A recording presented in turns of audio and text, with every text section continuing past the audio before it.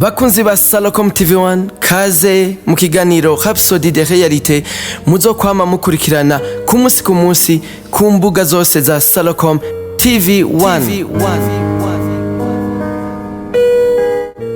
Shalom bakunzi b'inyigisho Rhapsodie de Rearites, muri kumwe na Irambo na Guilain. Turi ku munsi wa kane itariki 19 ukwezi kw'icenda umwaka wa 2024.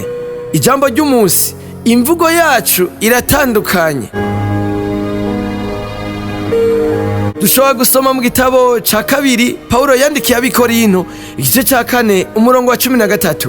Ariko ko dufise uwo mutima wizera uboneka mu vyanditswe ngo narizeye, nico catumye mvuga, natwe nyene turizera, nico gituma tuvuga. Igihe intumwa Paul mu gitabo ca mbere Paulo yandikiye abikorinto igice ca 3 uhereye ku murongo wa 1 gushika ku wa 3 yerekana abakristo b'ikorinto nk'abanyamubiri kubera imvugo yabo bavuga nk'abantu basanzwe. Kubw'ivyo babaho uko batabereye umuhamagaro wabo nk'abana b'Imana. Ukuyaga n'abandi bitegereza kwerekana ubutumwa bwiza, kandi tukabifatanya n'ingingo n'umuco z'ubwami bwacu bw'ijuru. Umugabo canke umugore w'umunyamubiri canke asanzwe avuga nk'uko ashatse canke ameze, bavuga ubwoba n'ugukekeranya. Ariko imvugo yacu iratandukanye, tuvuga ukwizera, turizera kandi tukavuga. Twizera iki? Twizera ijambo kandi niryo tuvuga. Icubahiro ni ic'Imana yacu.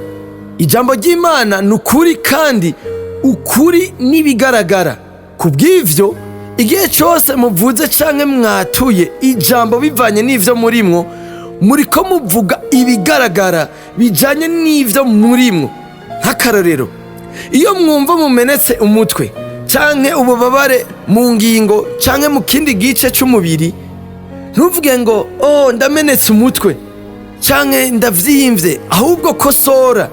Muce muvuga mfise ubuzima bw'Imana muri jewe, niyo mpamvu namana misi yose amagara meza kandi nkomeye. Nta ngwara n'imwe yokomera mu mubiri wanje, kuko umubiri wanje ari ingoro ya mpwemu yera. Igihe muvuga ivyo, muvuga ukuri, mwemeza ivyo mufise muri Kristo. Mukwiye kumenya rero, ingwara, ubumuga, ubukene, intege nke n'urupfu ntibiri mu vy'Imana yabahaye.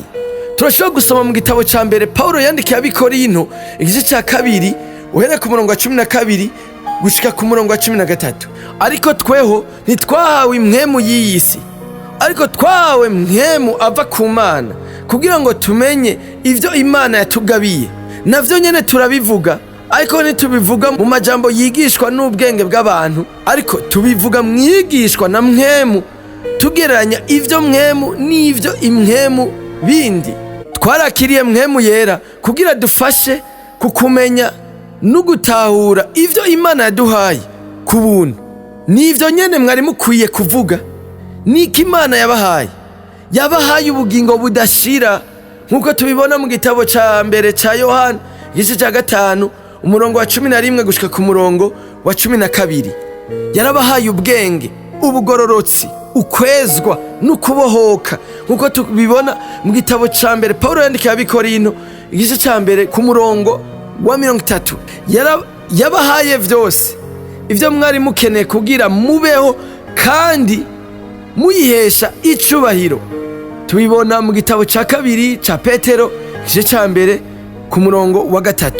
Ngw'ivyo rero ivyo mutegerezwa kuvuga, kandi mukabigumizako umwanya ku mwanya, mwemeza gose ico muri, ivyo mufise n'ivyo mushobora gukora muri Kristo. Vuga imvugo y'ukwizera n'ubushobozi. Aleluya! Tugiye mu gice ca 2 kijanye n'ukwatura amajambo y'ukwizera. Mpwemu yera yarateguye ururimi rwanje kuvuga imvugo y'ubwami.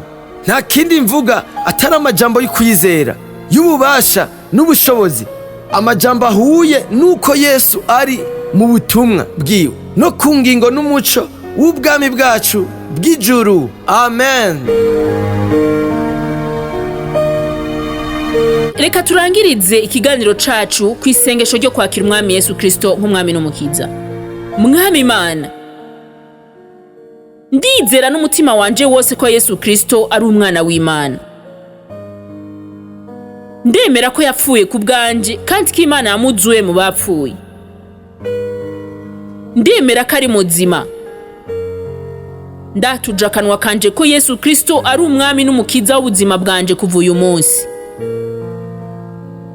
Urakoze mwami wanje Yesu gukiza umushaha wanje. Ubu ncitse icaremwe gisha. Turagukeje, ubu ncitse icaremwe gisha. Hari icubaza kugira ngo ushobore kubandanya ukura mu buzima bw'agakiza, hamagara kuri 61 40 ubusa ubusa 14. Murakoze, naho ku munsi w'ejo mugira umunsi mwiza.